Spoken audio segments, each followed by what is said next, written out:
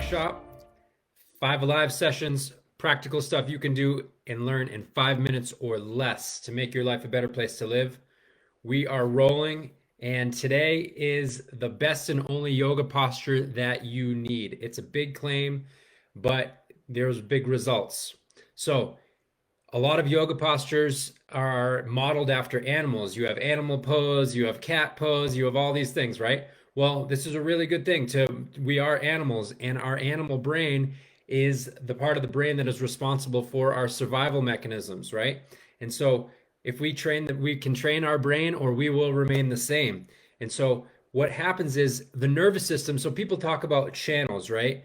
And if you look in holistic medicinal systems like Chinese medicine or something, you have acupuncture and they're talking about meridians and this might seem a little woo-woo for some people, but really think about it this way. Your nervous system is full of channels. It's electrical channels. Like I can hit here and an impulse goes from my arm to my brain and back to my arm, and then I can feel that. Or if I touch something hot, I can move it away. Well, that travels through channels. When the nervous system channels get gunked up, when they get blocked, when they get twisted, when they get hardened, then we have suffering. We have mental emotional suffering. So to release the energy or remove the blocks in the channels removes that suffering. So this exercise is perfect for that, and it's called pendiculating. What the heck is pendiculating? Pendiculating is what animals do. You see your dog when they stretch and they twist and they flex and they shake and they yawn all at once. Okay, so this might look a little bit awkward, but this is pendiculating. Stretching, twisting, flexing, shaking, and yawning all at the same time, and doing it organically and spontaneously, moving whatever way your body wants to move. Your body has an innate knowledge as to where it is twisted up and what needs to be released. So if you just take a moment to check in and there's some effort here. I'm actually really flexing and twisting, and I'm kind of getting like these like tendon lines involved, and I'm getting to the point, and if I do this right, a couple things are going to happen. One, it's going to feel very pleasurable. It's going to activate a part of the brain that actually is almost on like a subtle orgasm level, and there's going to be a little bit of like a shake. There's going to be a little bit of a tremor.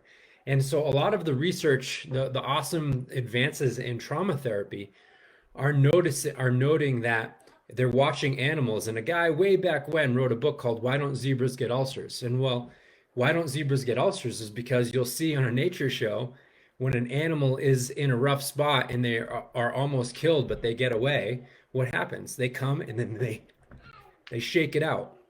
Well, what researchers have realized, and a lot of excuse me, I'm a little bit out of breath because I'm actually really flexing. A lot of the trauma therapy stuff is realizing that trauma is held in our body. It's held in our musculature. It's held in our fascia. And so when we do this exercise and we get to that point where we have that tremor, then we actually release a tremendous amount of tension. And with that release feels very pleasurable and feels very blissful and feels very relaxing, okay? So I want you to really enjoy the spontaneous movement of this pendiculating and to really indulge in it like it's like, oh yeah.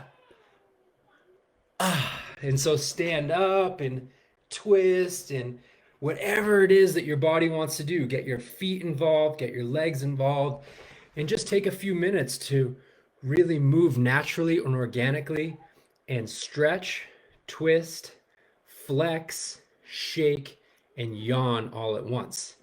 And another thing about the magic of yawning, there is no animal in nature that will yawn when there is danger about.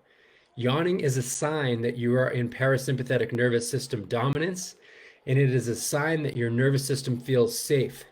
So you can yawn on purpose in order to activate the safety mechanisms in your nervous system, which allow your body to then heal and thrive. Your body is not going to invest resources in healing and thriving if it feels like we're in danger. So if we're in fight, flight, or freeze, we're angry, afraid, or depressed, then we are shutting down our healing and thriving mechanisms. But if we get ourselves into the thriving mode, into parasympathetic nervous system dominance, we are going to activate healing and thriving mechanisms. And yawning is a good way to do that. So, love you all. Have a great day.